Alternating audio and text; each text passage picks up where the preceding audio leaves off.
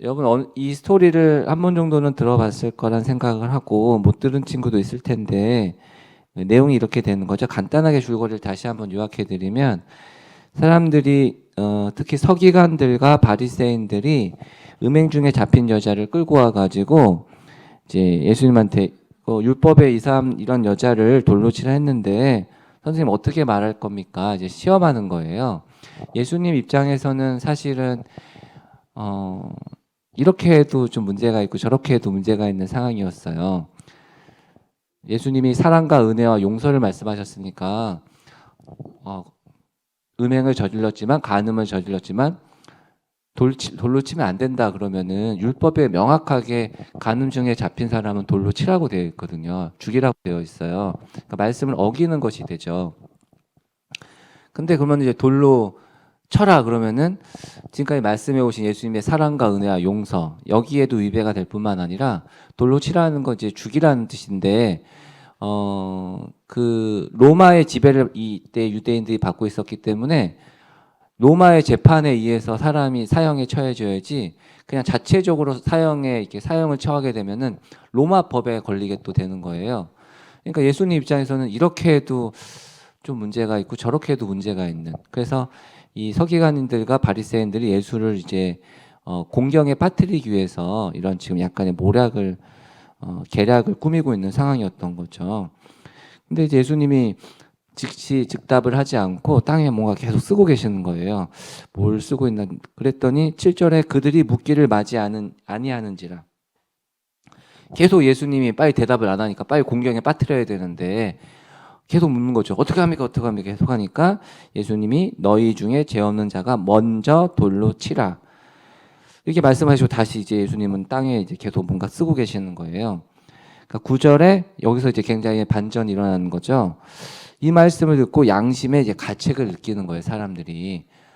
그래서 한 사람 한 사람씩 가고 사라지고 예수님과 그 여자만 남은 상황에서 예수님이 이제 여자에게 부르시고 여자에게 11절의 마지막 말씀 나도 너를 정죄하지 아니하노니 가서 다시는 죄를 범하지 말라. 이 말씀을 하시면서 이제 오늘의 본문 내용이 끝나게 되는 거예요.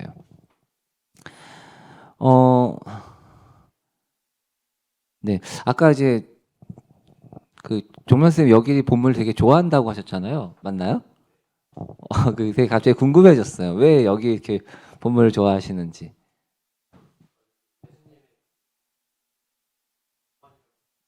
아, 네,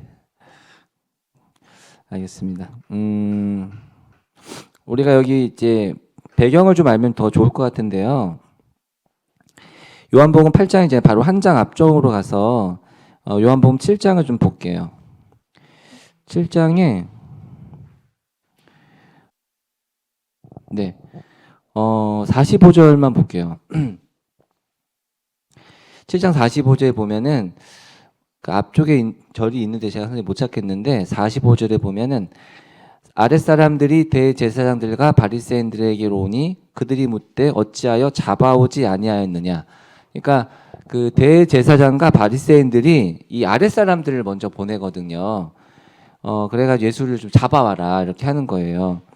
그랬더니 이제 여러 상황을 얘기하니까 49절에 율법을 알지 못하는 이 무리는 저주를 받은 자로다 이렇게 얘기하는 거죠. 그러니까 아랫사람들한테 예수 잡아오라고 시켰더니 못 잡아오니까 율법도 모르는 이런 좀 멍청한 놈들 약간 이런 식으로 이렇게 하는 거죠. 그래서 우리가 8장 그 3절에 읽었잖아요. 서기관들과 바리새인들이 직접 음행 중에 잡힌 여자를 끌고 와서 율법의 이 예수님을 올무에 잡히게 하려고 직접 이제 데리고 와서 이 상황을 꾸미고 만들어가고 있는 거죠. 처음에 아랫사람들 보내가지고 예수님 잡아오게 시키려고 했더니 자 우리가 근데 이 성경 말씀을 한번 구체적으로 확인할 필요가 있어요. 5절에 보면은 이 8장 5절에 보면은 모세는 율법에 이러한 여자를 돌로 치라 명하였거니와 선생은 어떻게 말하겠나이까 이렇게 예수님에게 도전을 지금 하고 있는데 우리가 이 성경에 해당하는 말씀을 찾아볼 필요가 있어요. 레위기 22장을 살펴보겠습니다. 레위기 22장 20장 10절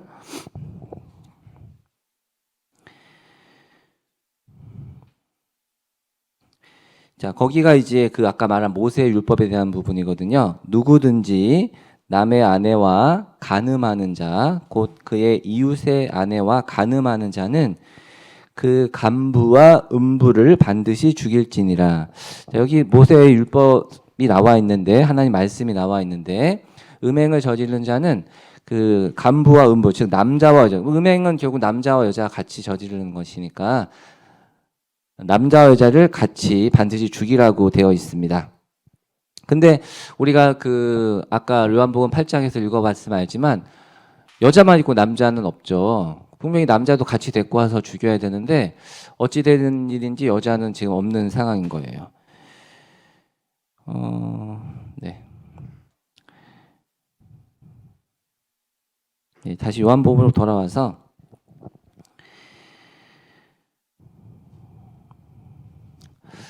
그래서 뭔가 좀 이제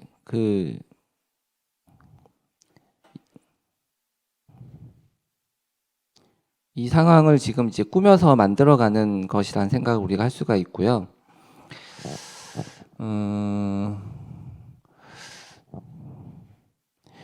여기 이제 결국 세 가지 그 입장에 있는 사람들이 있습니다. 여자, 간음 중에 잡힌 여자가 있고, 여자를 이제 고발하는 이 바리새인들과 그 서기관들과 바리새인들이 있고요. 그다음에 예수님이 등장을 하고 있죠.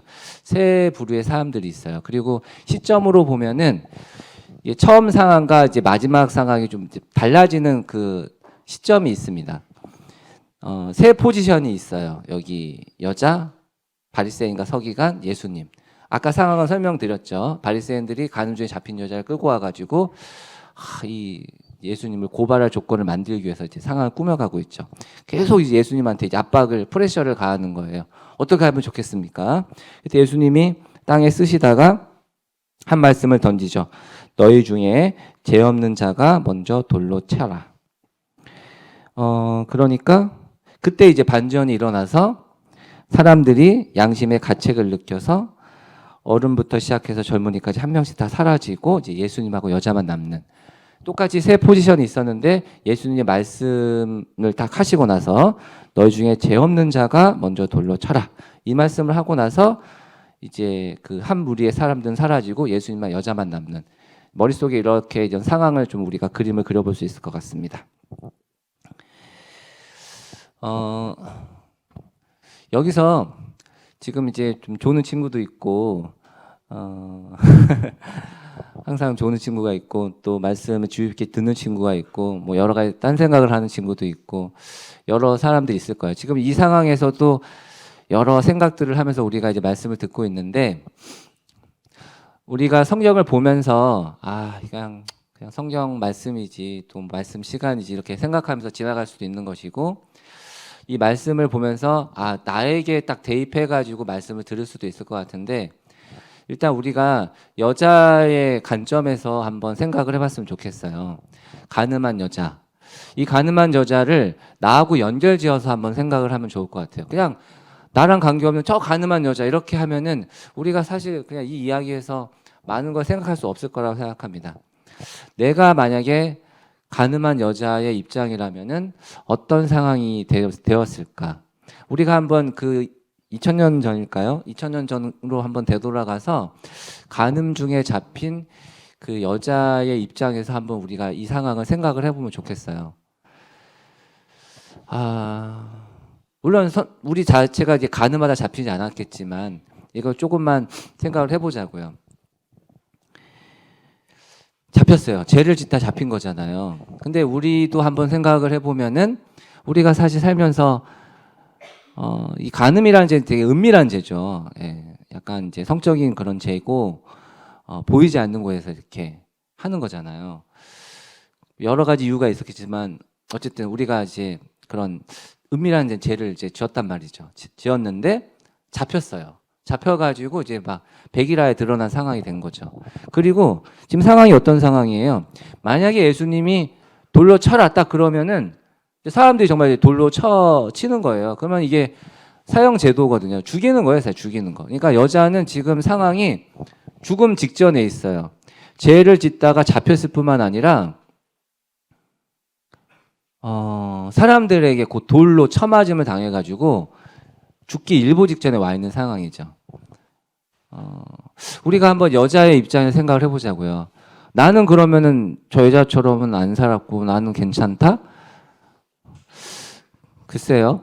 우리가 만약에 이제 우리가 은밀한 여러 가지 죄를 짓죠. 그리고 사실 언젠가 하나님의 심판대 앞에 쓸 거란 말이죠.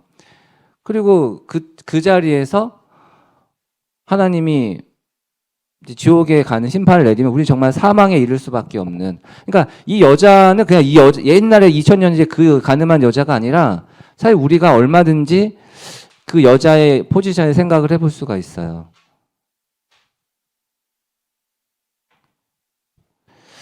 그 다음에 아까 선생님이 서기관들과 바리새인 이렇게 이야기를 했죠. 굉장히 위선적인 사람들이에요.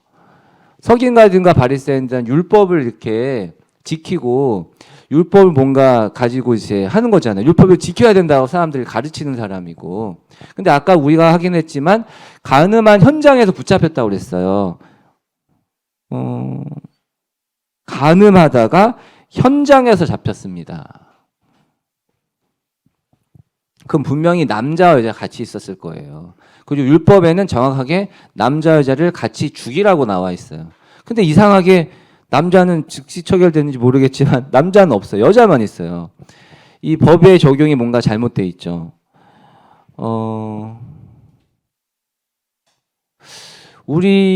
그러면 우리 또 여기 우리가 바리새인과 서기관의 모습을 보면서 저 나쁜 위선적인 바리새인과 서기관 이렇게 생각하지 말고 또 우리가 바리새인과 서기관의 입장에서 한번 생각해 보세요.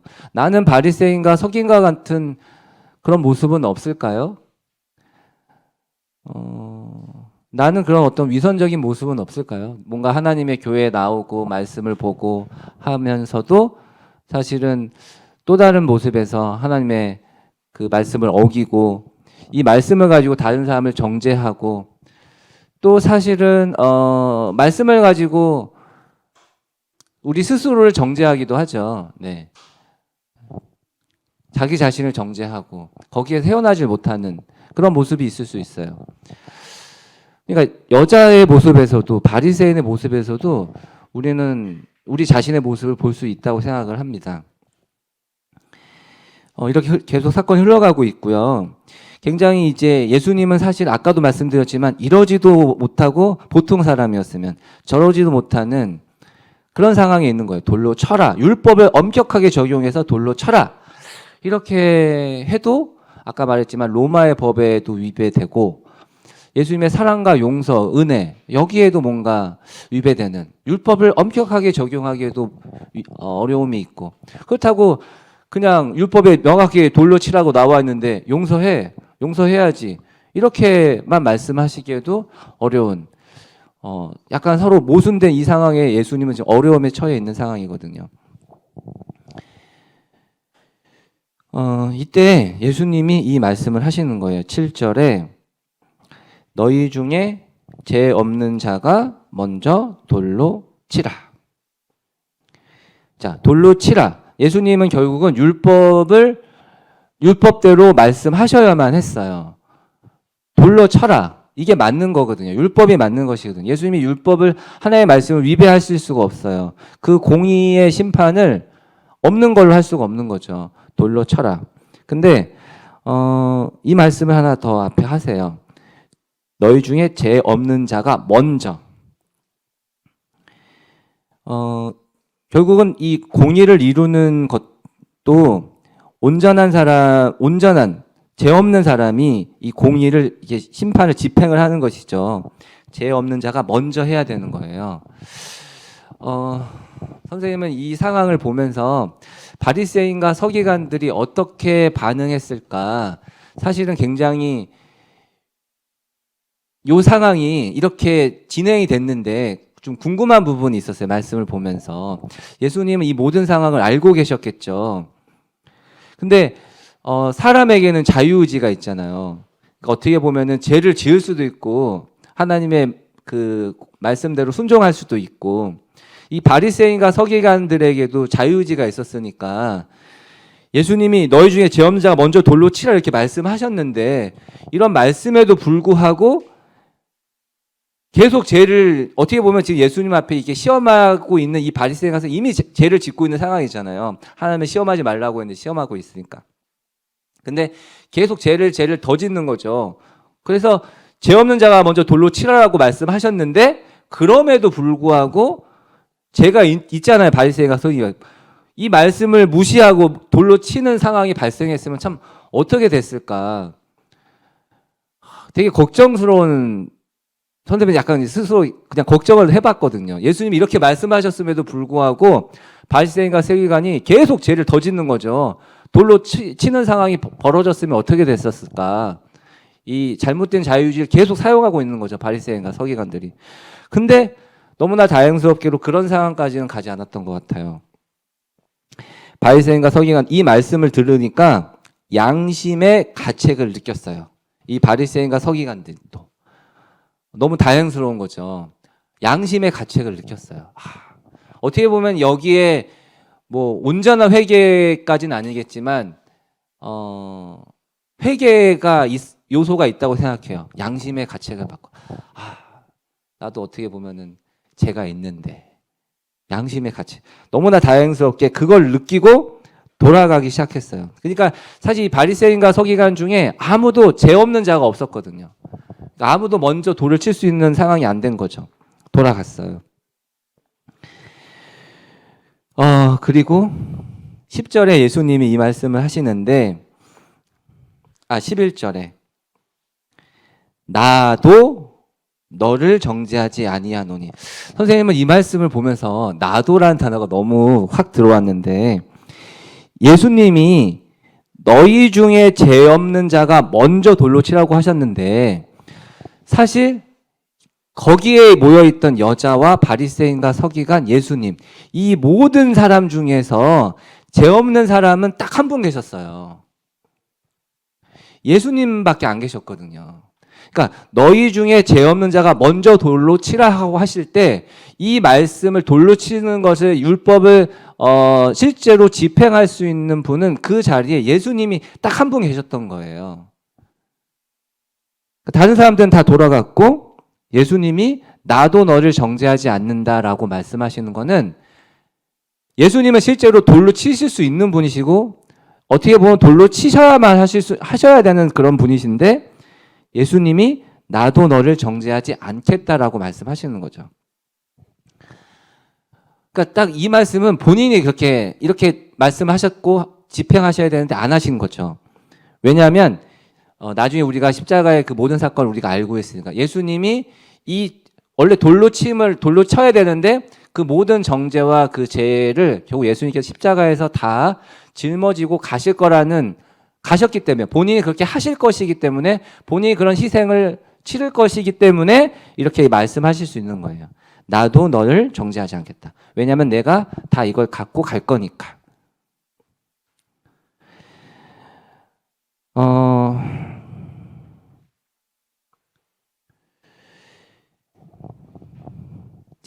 아까 선생님이 이제 세 부류의 사람들 말했고요. 바리새인과 서기관들은 너무나 다행스럽게 양심의 가책을 느끼고 돌아갔어요. 이제 예수님하고 여자만 남은 상황이에요. 자, 10절에 예수님이 여자에게 질문을 던지십니다. 예수께서 일어나서 여자 외에 아무도 없는 것을 보시고 이르시되 여자여 너를 고발하던 그들이 어디에 있느냐 너를 정죄한 자가 없느냐. 이 10절 질문을 예수님이 여자에게 던지시는데 선생님은 이것도 되게 뭐라고 할까요? 좀 뻔한 질문을 던지시는 거죠. 왜냐하면 예수님 이미 알고 있잖아요. 아무도 없네? 없어요. 예수님 이미 알고 있어요. 근데 예수님이 여자에게 이 10절 질문을 던져요. 여자여 너를 고발하던 그들이 어디 있느냐? 너를 정죄한 자가 없느냐? 아니 예수님도 알고 여자도 알고 있단 말이죠. 상황을. 다 같잖아요. 근데도 이 말씀을 하셔요. 왜 이 말씀을 하시지? 선생님 생각에는 여자에게 이 상황을 다시 한번 생각하게끔 상황을 인식하게끔 뭔가 의미 있는 질문이 아니었을까라는 생각을 해봤습니다. 정죄한 자가 없느냐? 이 얘기는 이제 정죄한 자가 없다라는 것을 여자로 하여금 인식하게끔, 생각하게끔, 깨닫게끔 하려고 이 질문을 던지셨겠죠. 여자가 대답을 해요. 주여, 없습니다. 저를 정죄한 사람은 이제 없습니다. 그리고 한 명 남았잖아요. 예수님 남았잖아요. 근데 예수님이 나도 너를 정죄하지 않겠다.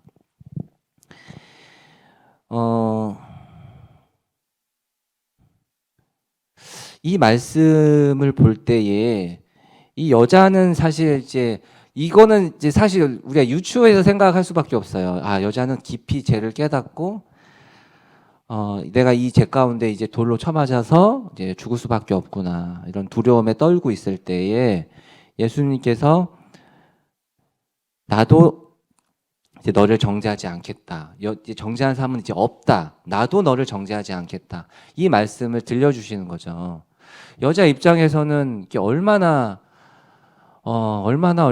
그 어떤 제 용서와 이제는 정죄한 자가 없다라고 말씀하셨을 때 얼마나 감격적으로 이야기를 들었을까요?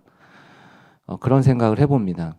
그렇게 말씀하시고 깨닫게 하시기 위해서 예수님이 이 질문을 던지셨다고 생각해요. 너를 정죄한 자가 없다. 아무도 너를 정죄하지 않는다. 나도 너를 정죄하지 않겠다.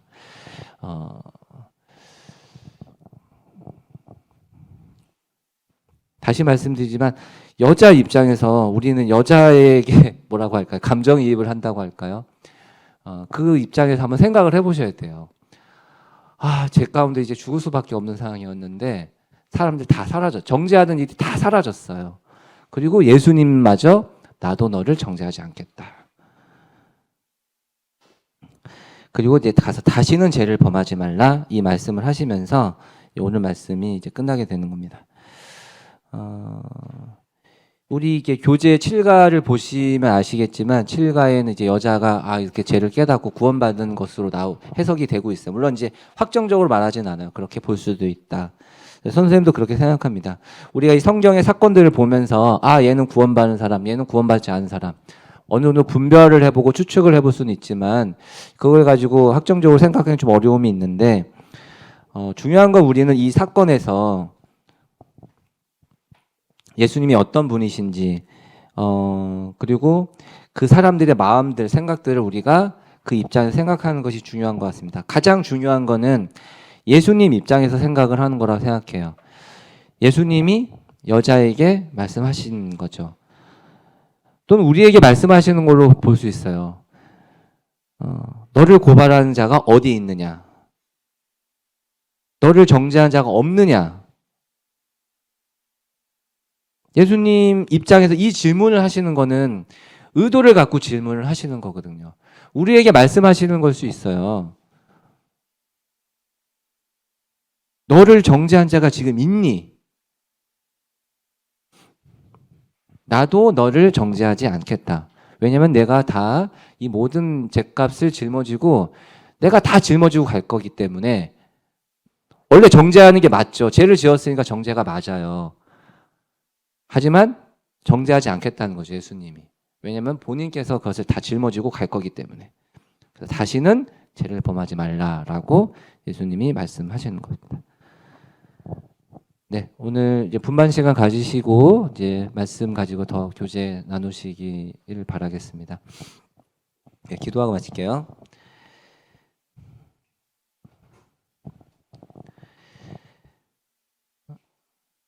가는 중에 잡혀온 여인에게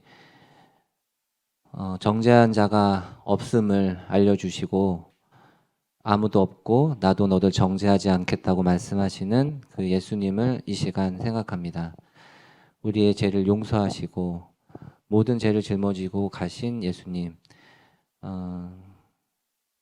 그 예수님 앞에 저희가 주님 겸손하게 그 말씀을 받고 주님 앞에 감사함으로 나아가는 우리들이 될 수 있도록 주님 인도해 주시옵소서. 감사하며 예수님 이름으로 기도했습니다.